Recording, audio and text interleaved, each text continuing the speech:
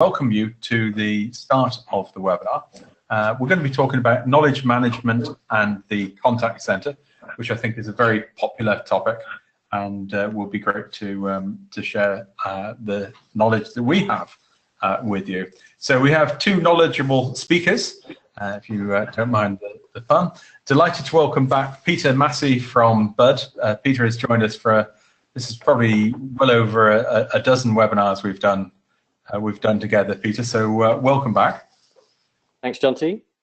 And I know you've been doing an awful lot of public speaking this week on a range of subjects from artificial intelligence, and it'd be fascinating to see the knowledge management part.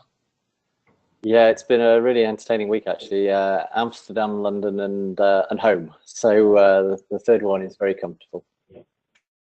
Excellent, and I'm delighted to welcome to his first webinar with us, David Rowlands from 8x8. Welcome, David. John T, thank you very much. It's very pleasure to be here. 8x8 is a sort of relatively new player or brand name into the UK market. Do you want to just give a little pen portrait on the company for people not familiar? Yeah, John T, that would be a pleasure. I think, and you sort of said it for us already, relatively new. In actual fact, we're a 25-year-old company that started life around silicon manufacturing in the voice industry. And for the last 10 years, we've moved all of that expertise and knowledge into web-based solutions around voice and contact center. So in truth, we're one of the leaders in cloud-based contact center. We've never written software for anywhere other than the cloud. So as people start to know a little bit more about us, and as we do things like this, I'm sure very quickly the brand will become prominent. But it's fair to say, as the industry changes, we're probably one of the new kids on the block, although we're actually 25 years old. Excellent. So a new old kid on the block, or a old new kid on the block. So if you want to watch a replay, callcenterhelper.com/recorded webinars. That replay will be available a bit later on today. We're all logged into the chat room. That's at callcenterhelper.com/chat. Very easy. Just put that into a new browser window. A lot of people do like to have the browser on one side with the chat room and the system on the webinar system on the right-hand side. There's an added advantage to being in the chat room, that if you'd like to get a copy of today's slides, and we do go through a lot of detail, you can download the slides on this tab here. And we've been asking the question in the chat room in one or two words, who populates your knowledge base. So far, we've had about an even split between people who are saying frontline staff and knowledge specialists or the knowledge team. So be interested if you'd like to type that into the chat room, who populates your knowledge base. There is an added advantage of being in the chat room, that there is a bottle of champagne or box of chocolates for the best tip. Here's the this is rather nice bottle of champagne that we have. This is our last of the year, so that's available. Or if you prefer a box of chocolates or an Amazon card, we can ship that out as well. So if you use hashtag question for question, hashtag tip for a tip. And I'd just like to start off with a poll. And the question is, do you use the same knowledge base for customers and advisors? So the answer is very simple: yes, no, or partially. So it'd be interesting to see this. So do you use the same knowledge base for customers and advisors? And the answers here go into the webinar software rather than into the chat room. So Peter, what do you think is going to be the most likely answer? On here, I would have said probably the partially. In other words, there are certain things that you keep confidential away from customers, but I'm seeing more and more people now using a single knowledge base with different interfaces. But what you can see as an advisor needs to be consistent with what somebody can see on the web or the mobile app. So I think that trend has really taken off. So let's have a look at the results. I'll share these up on the screen for you now. So the results are 23% say yes, it is the same system, 37% partially, and 41% say no, it's just the knowledge bases within the the contact center. David, is that a surprise to you? Not particularly. Again, I think we're seeing a movement around knowledge, so this is probably balancing out. I'd love to see the same question asked in sort of 12 months' time as knowledge becomes a further and deeper requirement. So not surprised, but very interested. Yeah, so I think that's quite fascinating. So it does seem for an awful lot of people it is more going that way. I think there's the concept of the transparent company is quite interesting, because there's nothing quite like having the same information for the customers seeing as internally to keep you on your toes about keeping that knowledge up to date. So it'd be quite interesting. Right, good chance to now to hand across to Peter Massif. We pass the baton across to you. And if you'd like to share with us some of your ideas on how to improve knowledge management. Yeah, absolutely. At least I would do if that hadn't just disappeared. Let me just see here. Okay, that's not the one. Here we go. So, right, knowledge management. So, yeah, not a new topic, obviously, but nevertheless becoming much more fashionable with the advent of bots and all sorts of knowledge-based tools which automate some of the processes.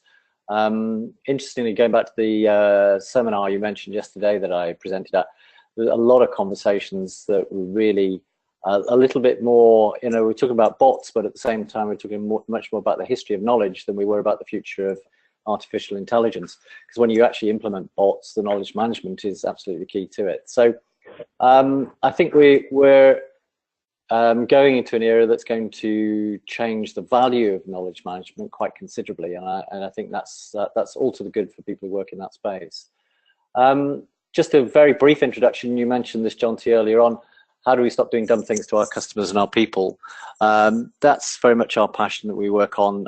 We particularly focus on the Amazon model, and the last 15 years have been implementing the model that says you don't need contact. The best service is no service, in order for the experience to be brilliant, and that's our special focus, really.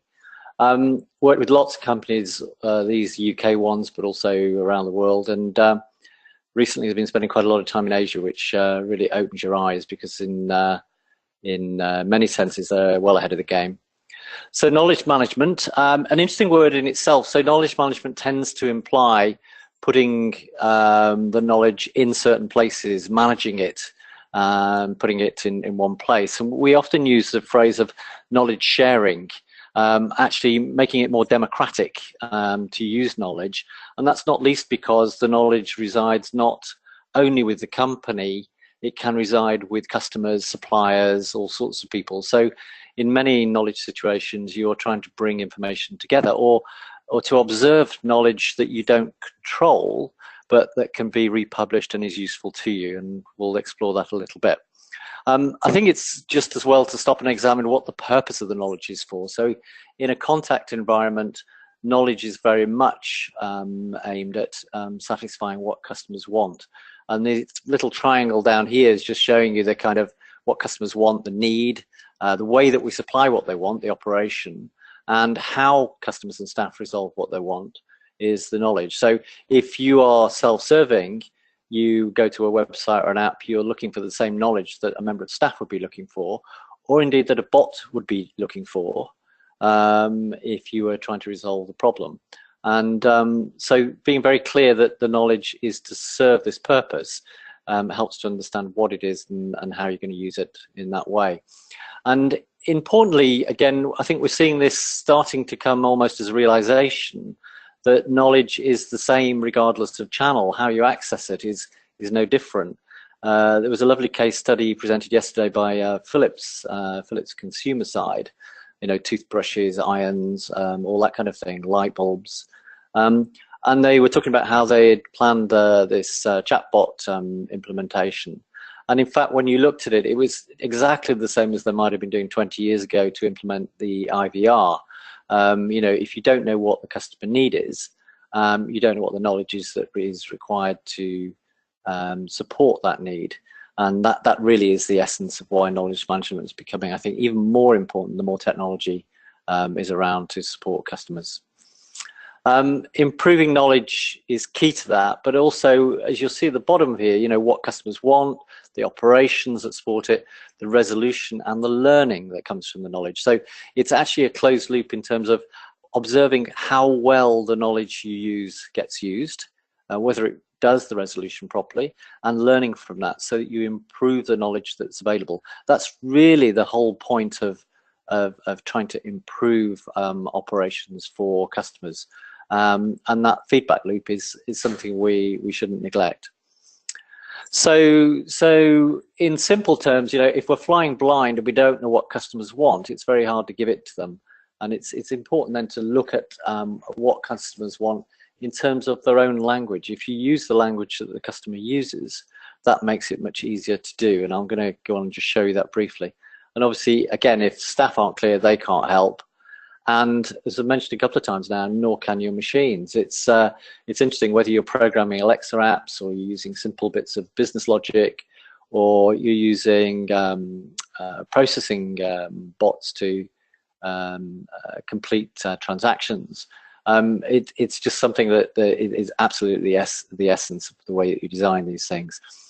Using the customer's words is I've always found the smartest place to start. It's very important to think about the use of language now that we get into more automation and we get into the situation where machines are trying to understand what people want. Yeah, agents, I've always found, understand this straight away because they talk to people all the time. But if you talk to a manager in an operation, they don't always get the words that a customer uses. And whenever we do workshops, we were doing this in Amsterdam on Tuesday, whenever we do workshops and practice this, it's incredibly hard to stay in the language of the customer because we're so used to using our own internal jargon. This is a very small example I used from some work we did with the Cabinet Office and the top 5 government departments, where each department, each agency was saying, we're very different from them, we're very different, we're far more complex. We put 20 odd people in a room and said, okay, what do customers say to you when they get in touch? And all of a sudden they went, oof, within 10 minutes they realized they weren't so very different after all, because customers' needs are really central to what they do, and those needs were very similar. So quite fascinating.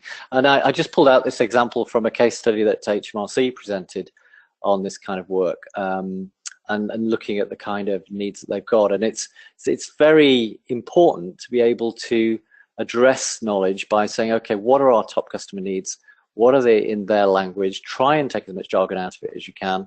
And as you can see in here, there's a mixture. There's a little bit of jargon in here. But if you've got this focus on the top needs of your customers, then that's the start to being successful with knowledge sharing and knowledge management. And then with each need, you can start to learn about the choreography, the way in which you analyze the resolution and the way to resolve things, which we like to call choreography. There's often a debate about whether it's art or science, but I like this analogy of dancing with a customer. If you're an agent on a call, you have to have an emotional connection with the customer. You have to go with the conversation to a degree, but you also have to work out what dance are you dancing. You need to know what the steps are so that you can go through that dance efficiently, not only making it good for the customer, but also making it work for the resolution. And in that dance is that knowledge of the way the dance works, and that knowledge is the essence of the resolution. And of course, other customers, it's not a monopoly. You, the company, are not the only people who know what the customers want. Other customers know this as well, and they share it, and they tell people what to do. So I just use this simple example of a TripAdvisor, but crowdsourcing of knowledge and the way that knowledge is being shared between customer to customer is a vital ingredient in any knowledge management situation. You need to watch what people are talking about, because it will tell you more about what are top issues, but it will also tell you what some of the solutions are. Classic one I saw with DirecTV, the equivalent of Sky over in the US, they'd worked out and they tracked this, and they'd found that about 8 individuals around the US were solving something like the equivalent of a whole call center of problems for them.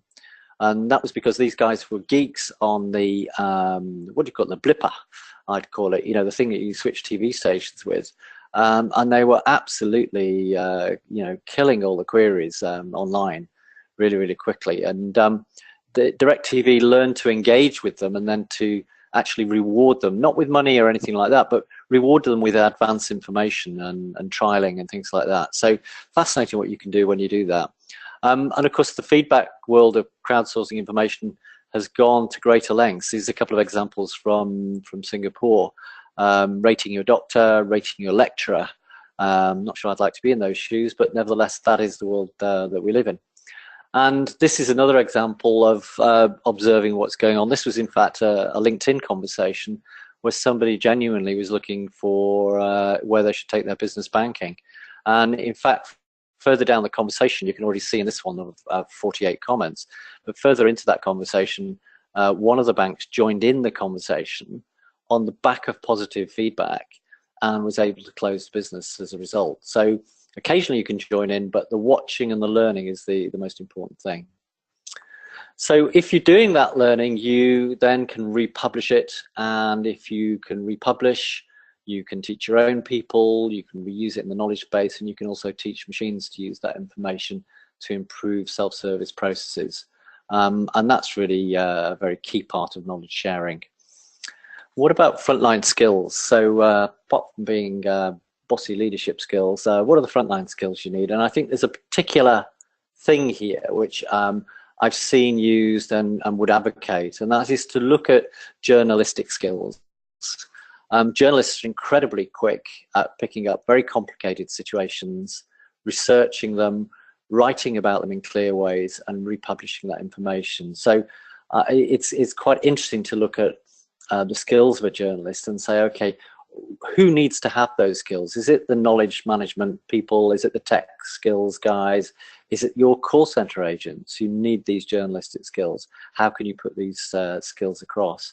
This is an example, very successful example. In fact, an organization that provided a concierge service to head teachers that was implemented a few years ago now. We helped design some of this. And funnily enough, by coincidence, the two guys in the top corner there are listed on the stock market on Friday, 10 Concierge, who started this business, they subsequently sold. But in this particular case, the government set the challenge of having a very high completion rate online for the service rather than building a big call center to help school leaders, head teachers with every kind of problem that they've got. What we did was employ 30 journalists as to man the call center. That was the initial pilot. So they were not just finding out what the problems were that needed addressing. They were going away researching them and writing the articles that became the basis of the site. And they achieved a very, very high success rate in terms of online completion. And so I'm not saying you should rush out and employ journalists necessarily, but if you look hard at how journalists do what they do, there's some really interesting insight as to what you can do to bring on your agent skills in that way. So I think this is quite important because the what was, the what is, and the what will be the role of the contact center agent is changing, as the poll indicated. You know, the role was to answer the call and get through the call. The role today is very much one of resolution, optimizing resolution as much as possible. But for me, the very, very clear role moving forward, and this is already there in the tech support industry, is that you as an agent need to be able to not only empathize with the customer, but you need to be able to research the problem, write up the articles, update the FAQs, and actually let other customers serve themselves with the research that you've just provided. And that's that journalistic skill in action. The other part that the advisor is very important in is the feedback loop. You know, if the knowledge base is not right or not presented in the right way or doesn't come up in a context-sensitive way, then the agent feedback loop is really crucial to doing this. And there's a lovely case study of EE presented and won one of the awards I judged last year. But they'd got all of the agents in the business really using the knowledge base on every call, which is really quite a challenge because the tradition was that advisors who knew most were most proficient. As we move into a world where context-sensitive knowledge assistance is provided to agents and where that knowledge base is being updated all the time with the very fast-moving product ranges or offers and so forth, it becomes important even for very skilled agents to use the knowledge base to make sure the answers are consistent and up to date. And the feedback loop is the ability of the advisor to say, this is not up to date, this is what the right answer is, and being able to turn that round overnight, not, you know, a year later, a month later. One of the key frustrations you see everywhere you go is that frontline staff know what the problem is with the knowledge base, but they can't get it changed. And the speed of that loop is really what knowledge management is about. And of course, this is all the more important as we go forward with intelligent algorithms, robots, and so forth. You know, you may be looking at bots or chatbots in your own contact areas. We'll start to see, you know, the next generation of artificial intelligence come through at some point. I use the example here of AlphaGo Zero. If you have a look up the story online, this is where a machine taught itself to play this very complicated game and outperformed all the world champions within a matter of days by teaching itself to play the game. It didn't use big data. The previous generation of this computer learned to beat the world champion by observing all of the games that have been played between champions. Took itself, you know, several months or a year to learn to beat the champions. This one did it in days. And that level of artificial intelligence would be quite interesting when you start to think about knowledge sharing and knowledge management. But let's say that maybe a year or two off yet. For the moment, pretty much everything you do with bots and chatbots is going to require the same skills of managing knowledge. So just want to leave you then with some way of looking at this journalistic skill. We call it a publishing cycle. And it shows on here a number of steps that are quite useful when you start to analyze how good is your knowledge management, or if you start to look at, well, you know, we're not quite sure what to do, where shall we start?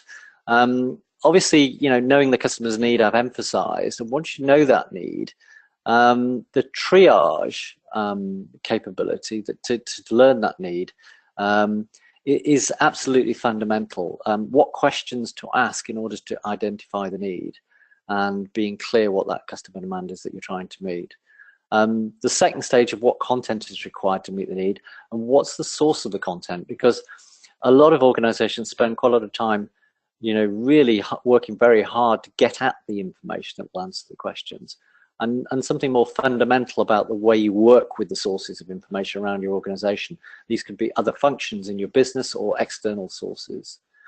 And then the way that the data is presented, so such that it's very usable to the person who's going to use it, be that a customer or an agent or a machine.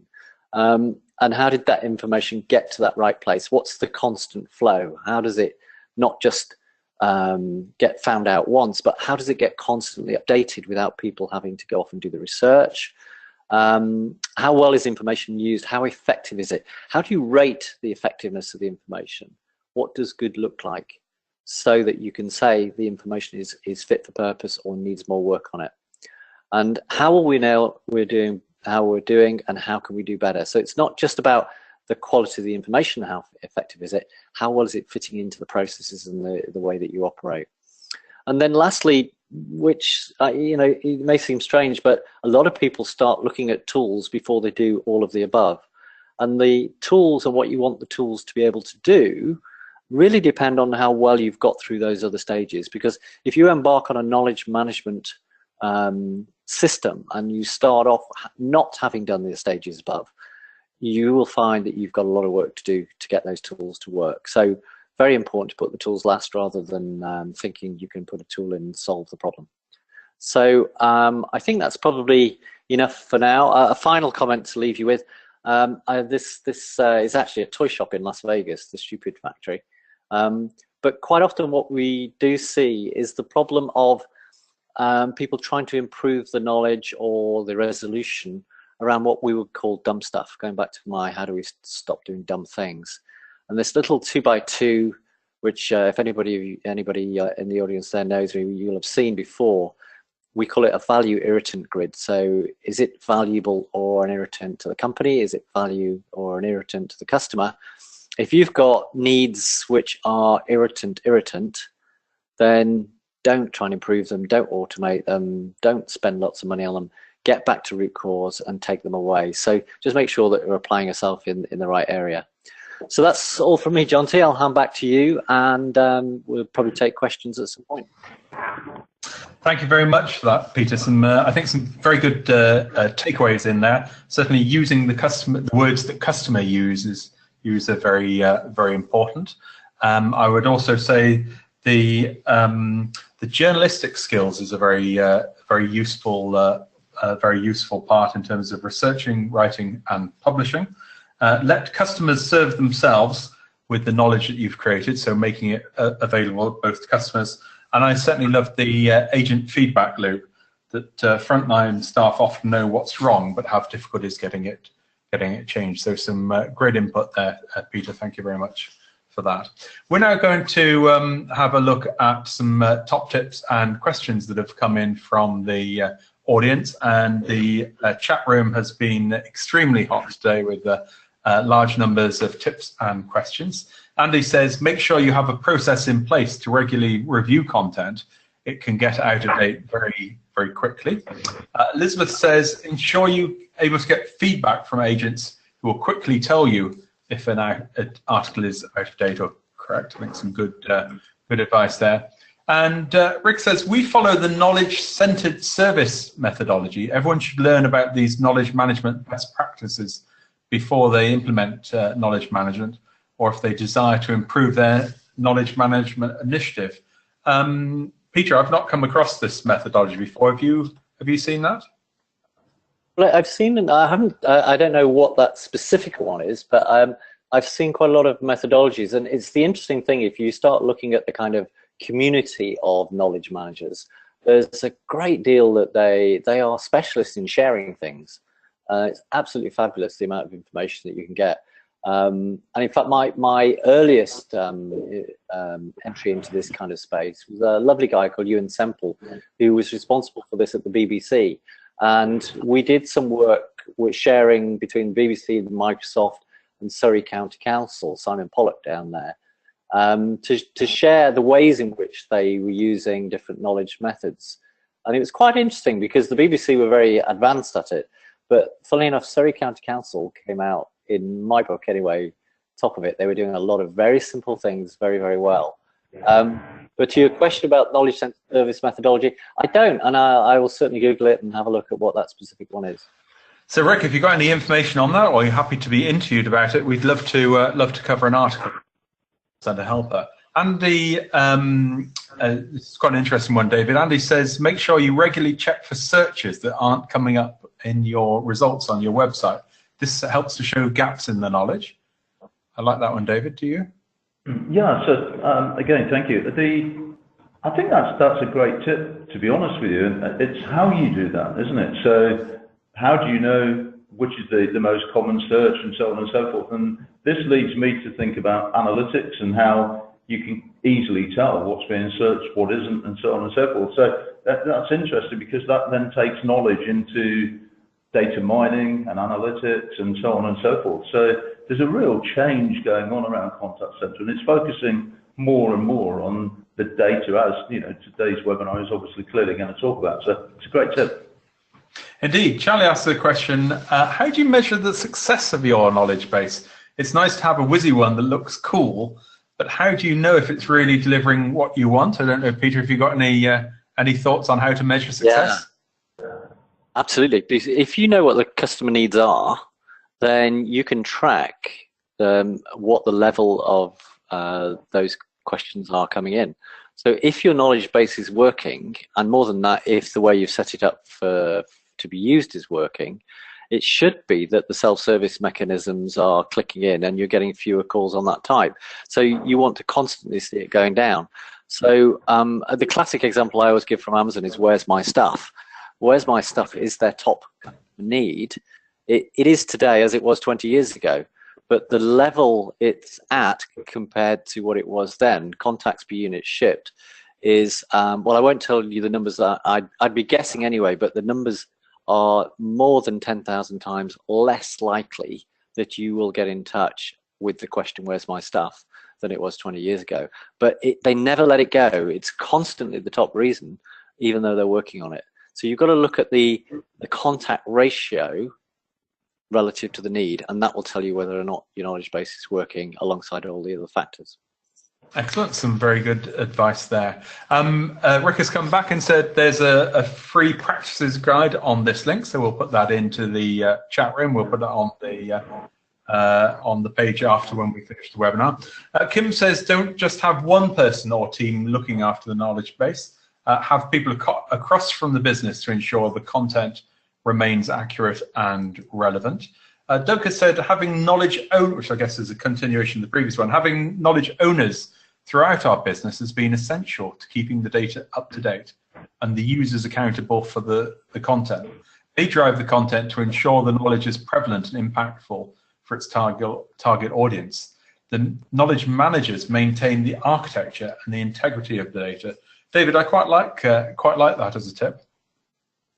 Yeah, again, I think it's a great tip, and what it really means is you've got to involve a lot more people around the business to own the knowledge that you're putting into the system, because ultimately how that knowledge is given back out to the customer is going to reflect the quality of the business. So there has to be quality control around knowledge as well as just adding the knowledge in there. So again, I think it's a good tip to broaden it across the audience.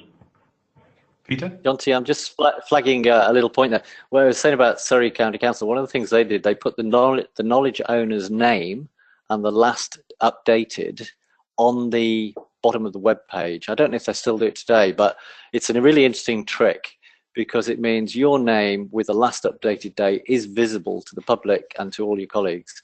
And then they policed every quarter, or I think it was every quarter, every month, they policed the updates and went back to people and said, you last updated on this date, are you happy that it's current? And it was a really interesting way to make it visible. I like that approach, Peter. It's a bit like on some quality assurance stickers. You get the sticker that says "Quality Check by Emma." You get to know the name of the person that did it. Just puts that little bit more ownership on it, and a badge. I've got my name on the website. I like that. Yeah.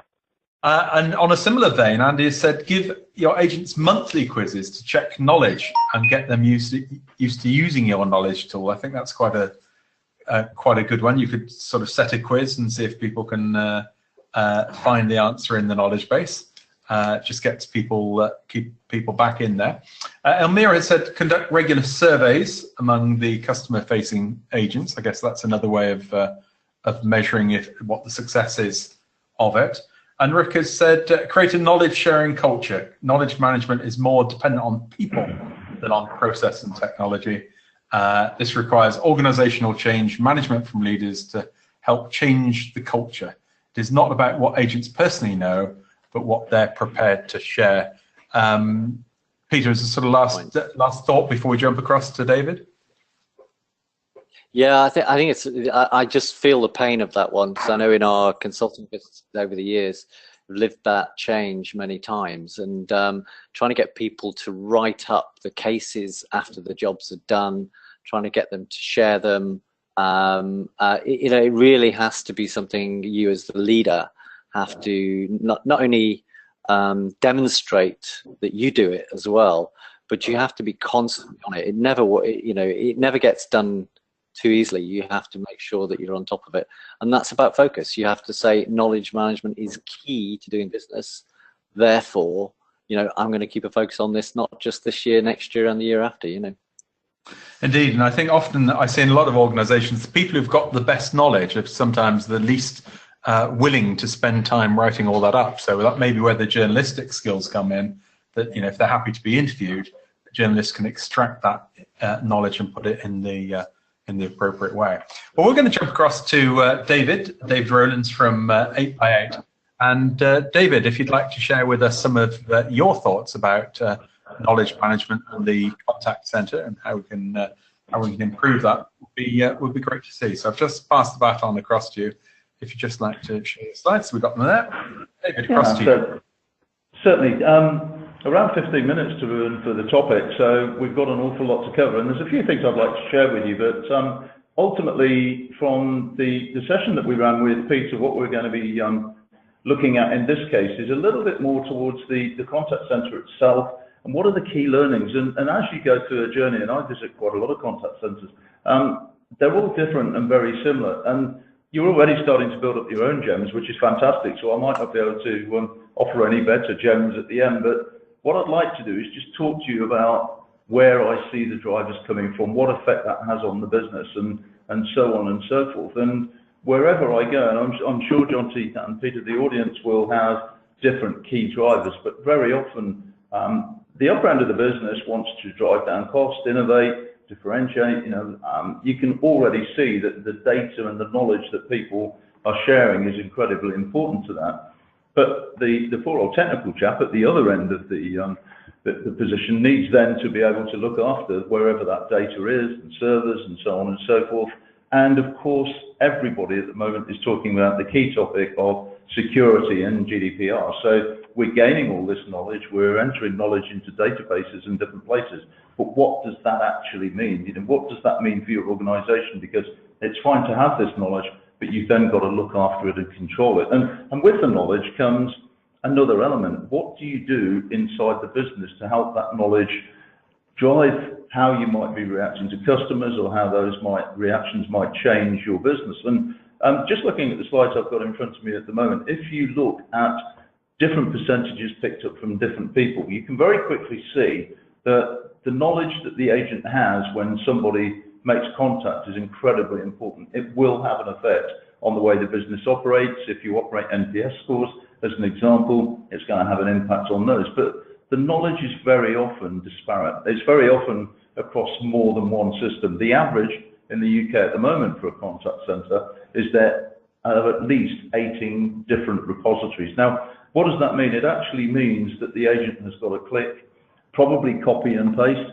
I would imagine there's lots of people in the audience right now where data doesn't necessarily transfer from one system to the other automatically, and that stops people being able to deal with the interaction quickly when it comes through. That has a cost. In this case, we've got a sample, but anybody in the audience will know what it costs to start dealing with repeat calls. But of course, if you deal with people well, what you're actually going to do is start to retain them inside your business. And people know full well that it's really expensive to gain customers.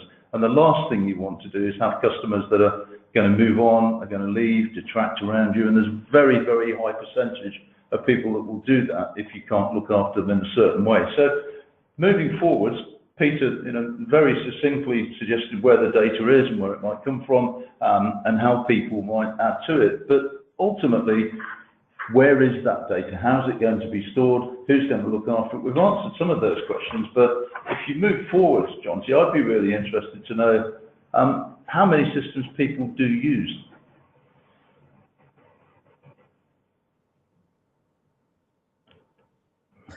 John T, I think you're on mute at the moment. And we've got the poll coming up. How many systems do you use to get knowledge of your customer? Is it 1 to 2, 3 to 4, 5 to 6, 7 to 9, or 10 plus? So how many systems do you use to get knowledge of your customer? So quite an interesting approach here. Peter, any thoughts from you? Which sort of area you think will come up high?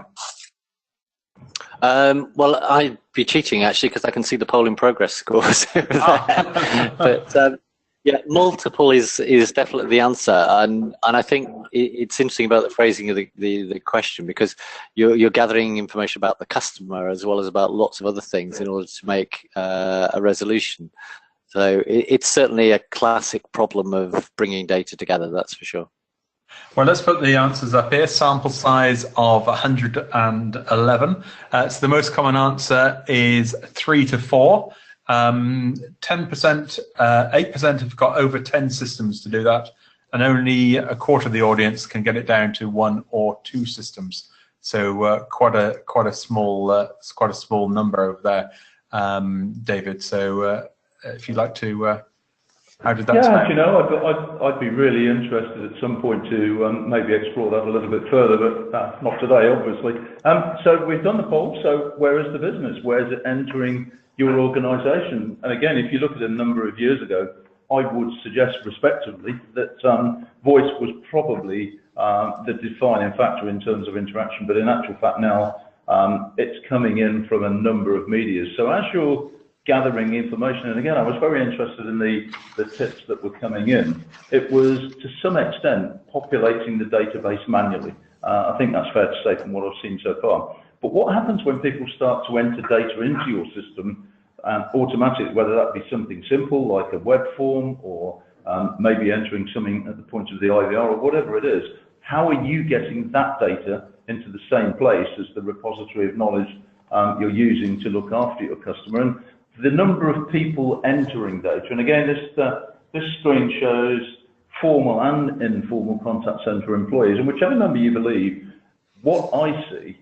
from Contact Babel here is millions of people are entering data into lots of different systems in different ways.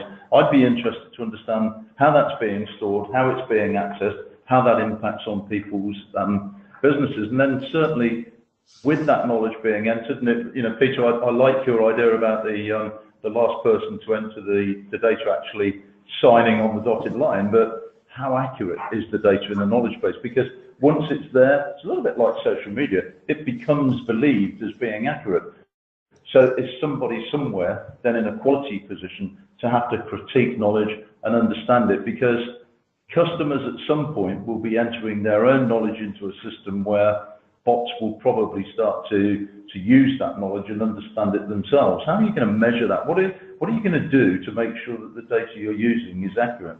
And digital disruption, without, in my view anyway, will take place at that point. You know, we've already talked about different channels and different ways people can communicate, but once other things start to enter data into the system, I think that's going to be a very interesting time. And again, something maybe, John, to a different stage we can talk about, and maybe have a webinar on, okay, you know, was David right or wrong? I don't know.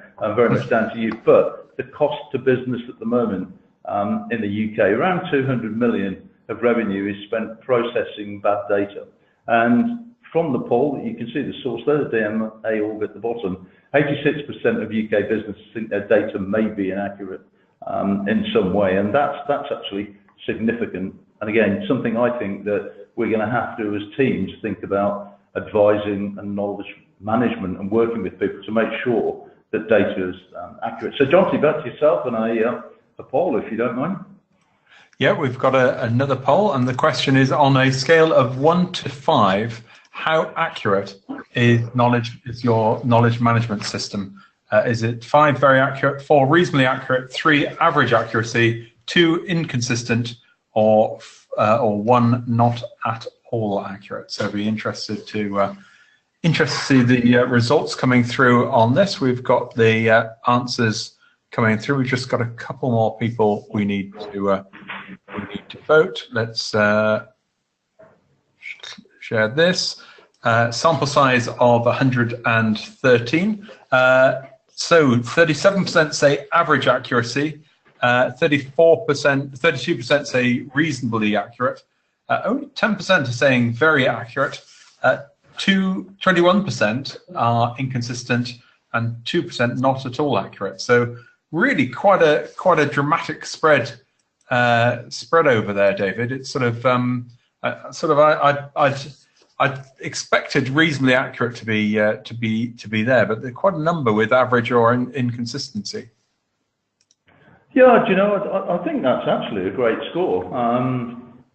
Again, we're all agreeing on the call that data is growing, and to have that level of accuracy, I think it's fantastic personally, because the way I would look at that is when you're in a single organisation, it's probably quite easy to control the accuracy and so on and so forth. But if you start to look at maybe a multi-office organisation where data is coming in again, and I've said this before, but I think it's important, from lots of different sources. So you might be picking up data from a unified communication source, from a Microsoft source, from an output from a telephony platform, from the contact center itself. Maybe you're just looking at knowledge such as CSAT scores or inputs to databases, or something that's coming in which comes from a different office. So in this case, as I build this organisation here, and this is why I actually think that very often there are disparate systems lying around quietly inside organisations where in actual fact there is more knowledge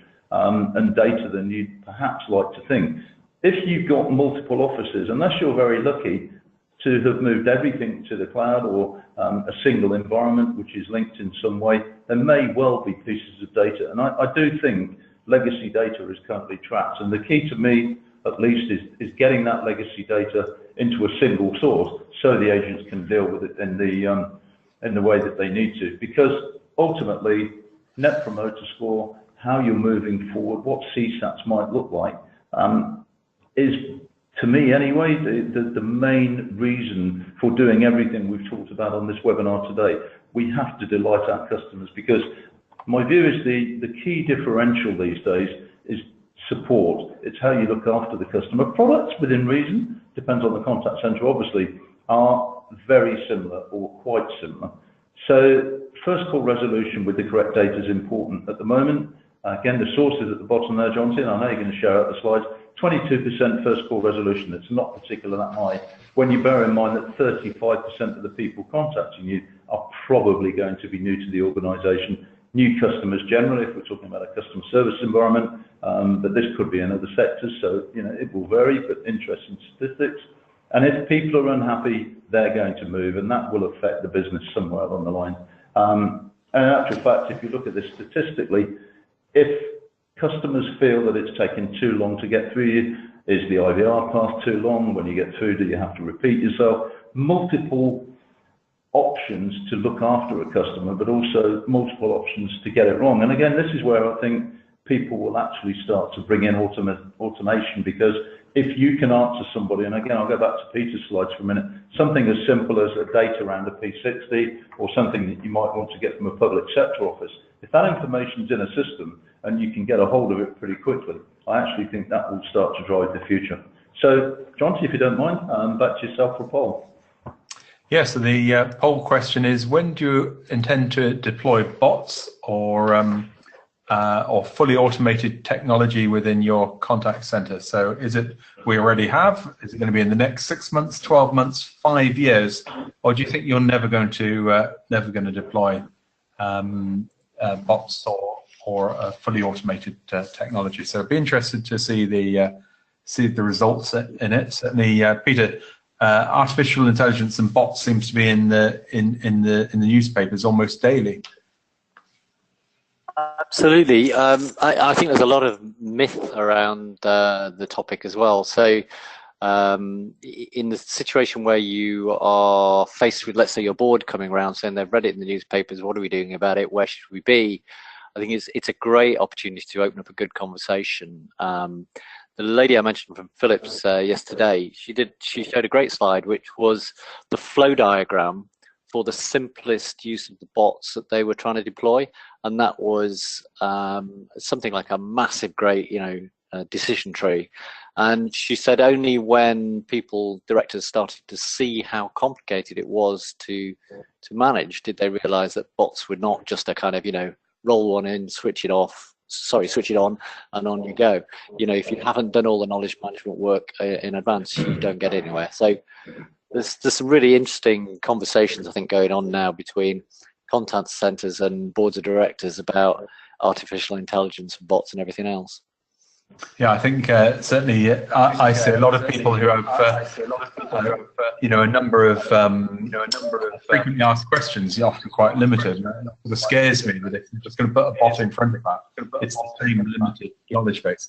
Right, so let's have a look at what people are intending. Only 3% already have bots deployed, 8% in the next 6 months, quite a big number in the next 12 months, and 36% of people, David, think they're never going to deploy it in their centre. That's certainly quite interesting thinking overall.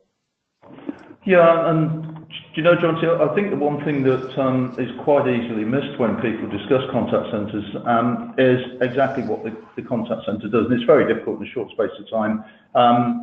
But some contact centres have to be able to deliver a great deal of empathy and look after people as people in a certain way. And I think we should never lose sight of the fact that people are people. So bots, of course, are going to have a place in the marketplace. But I'm not surprised to see that the number that will never deploy is relatively high across the 100%, because I do think empathy will be an incredibly important thing for many years to come. It's a personal opinion, but that's really why I think the percentages look the way I did.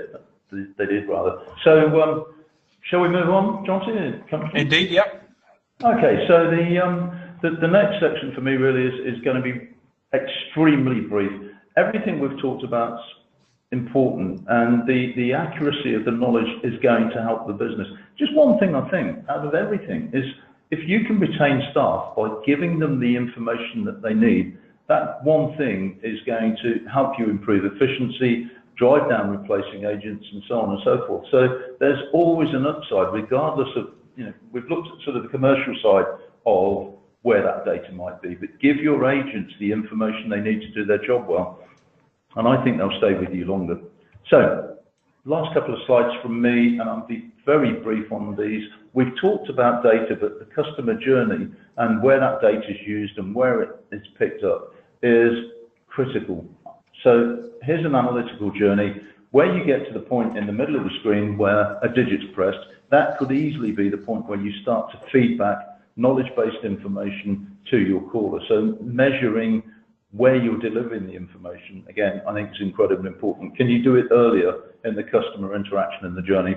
And finally, the data that you've given to the agents, can you be sure that that data is being used to route to the correct agent, the agent's got the information in front of them, and so on and so forth? Because again, I think data to the right person at the right time will help people deal with people. And Jonty, that's the end of my slides. I do have a couple of takeaways, but I'd be very interested in anything you get from the audience. My main takeaway would be just make sure you involve everybody in the organisation that's going to help you gain the knowledge that you need. Thank you very much indeed for that, David. We've had absolutely loads of top tips and questions, so we'll just put those up on the screen. Jules said, set the input part of your knowledge management system at the complexity level of your lowest skilled team member so that everyone can contribute. I think that's a very interesting thought overall. Elizabeth has said, one of our measures is agent held calls, which is the percentage which impacts our average handling time. We look at the whys of placing customers on hold, what information is not readily available to assist the agent and the customer, and how best to bridge that knowledge gap. Peter, I think that's quite a good technique. It's definitely a very simple way of looking at it. And if you've got voice analytics, it's one of the things you can flag very quickly, looking at the pause time. You can do some analysis of that very rapidly. Otherwise, you can give it to the whoever's coaching. So if you start looking as part of the coaching cycle, you can start bringing knowledge access into the coaching cycle. And that could be training of how to get the information, or it could be, the feedback loop that says the information is not there for this person anyway. Okay, and we've got a question that's come in from Elizabeth. I'm not sure if it's the same Elizabeth, but do the panel feel it's realistic for every single call to check the knowledge base? David, any thoughts on that? I think it's imperative, quite frankly. And again, where you look at more and more data stored, if you can't automate the checking of the data with some sort of decision-based route before you pass it to an agent, then you're going to start to build in inefficiencies very quickly. So as much as possible, I would always say, if you can match the inbound interaction with the data around the reason that interaction is coming in, then it's important. So it might not be realistic now, but I certainly think it's a target. Peter, I see knowledge in people's heads and also on the screen. What's your take? Yeah, no, I've seen it done, and I've only seen it done once in a very thorough way, and that was the EE case study that I quoted before. A lovely guy, Nick Lane, there, who tried 3 or 4 generations in various businesses to get the whole solution together.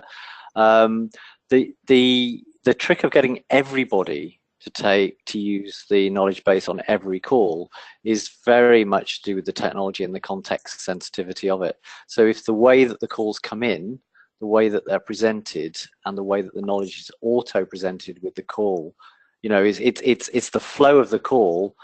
The knowledge is there in the flow of the call, rather than I go and look at the knowledge. in that sort of way. And so the technology is very imperative to that, but hugely effective when you can do it in terms of the consistency and confidence. If I may just for a second, the way to think about this is if you personally were asked to go on the phone, how would you feel on the first day of taking customers' calls?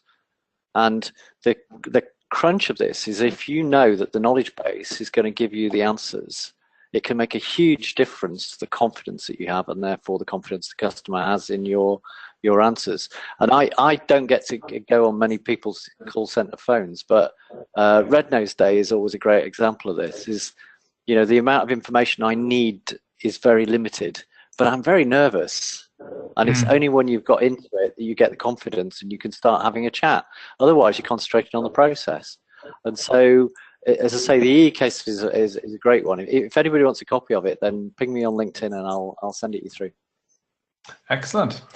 James says, make sure usage of your knowledge base is integrated really tightly with your induction training so you can set the culture for your new starters. I think that ties in with what you just said there, Peter. Chris has said, have a very clear idea of what you want your knowledge to be. Changing and adding to too many different things during its life cycle will make it complicated to use and muddy the information being developed. And I guess, David, there's always a question of how much is enough. I think there's two questions: how much is enough, and how current is it? Because again, where you're dealing with members of the public, their lives may be changing, and if you don't capture that correctly, then you're going to give somebody a very poor customer experience. So I think it's incredibly important, and how you do it, I think you've got to limit the amount of data that you've got to what you actually expect that, you know, whichever your caller might be dealing with. There's absolutely no point in having lots of information about someone, as an example, that's never going to book a holiday with your organisation, because that's just not the sort of interaction you want. So I think you've got to be very specific around the data that you store and which bits of that data will be important to help you help your caller. Elmira has said one way to get a real picture of knowledge is shadowing agent work on a regular basis, and that can either be done side by side or part of the quality team, I guess. Here's a question in from Christian. Quite a tough one. How do I restore confidence to the service desk to use the knowledge base that was previously abused and not governed? I guess, Peter, this is a difficult one to deal with. Yeah, and very common, because if you go back to that, only I think the data was what, 10%, 8% or something like that of people have got accurate data knowledge bases. So actually, lack of credibility is one of the big problems with people using it. I'm not sure there's an easy answer to the question, but what I have seen done, and this is particularly in the tech support areas where people use knowledge bases more, is that you look at the rostering and scheduling of staff and how much time they get off either between calls or as specific parts of the day to actually start working on the knowledge base quality. But fundamentally, give the agents the responsibility and the control over it to clean it up. Give them the time to do it so they feel like it's theirs. That's probably the best tip I can give, but it won't work in every circumstance. And we've got a question from Katina, who says, how do you overcome the hurdle of sharing knowing for technical knowledge for technical support without giving the appearance of the product having a problem? My company seems to struggle with that. David, I don't know if you've got any thoughts on this. Yeah, so again, I think the use of knowledge is very much in line with coaching. So as an agent training tool, I think you've got to have the knowledge in front of you, but then give the agent confidence in the way that they deliver it. I think it would be totally unfair to ask anybody that's looking after product support to just go to a database and find out that there's, you know, maybe an issue with a product and not know how to present that back to the client in the right way, because you can very often be very positive about something that might have a negative impact depending on how you deliver it. So my view is it's imperative you train people. Once they've got the knowledge in front of them, how do they deliver that knowledge? Indeed. Well, we've come up to the top of the hour, and so we've run out of time, I'm afraid. We've got absolutely lots of tips and questions. We'll get those written up in the next week or so. So if you'd like to fill in the survey, as you leave the webinar. If you'd like to get a demonstration of the 8x8 solution, if you'd like to fill in the webinar survey box, this week's winning tip, let's go and have a look at which tip's being chosen as the winner. And that was the tip from Andy. Give your agents monthly quizzes to check knowledge and get them used to sharing your knowledge management tool. Replay is going to be available later on today. That'll probably be in about an hour's time. callcenterhelper.com/recorded webinars. And we will be back on the 11th of January for the start of our next year. So just like to say thank you very much to our two speakers for joining us today. Thank you, Peter Massey from Bud. Thank you, John T. Thank you, David. And thank you, David Rayland from 8x8. Thank you, David. Thank you all very much. And thank you, everyone, and look forward to speaking with you all again in the new year. Take care then. Bye-bye.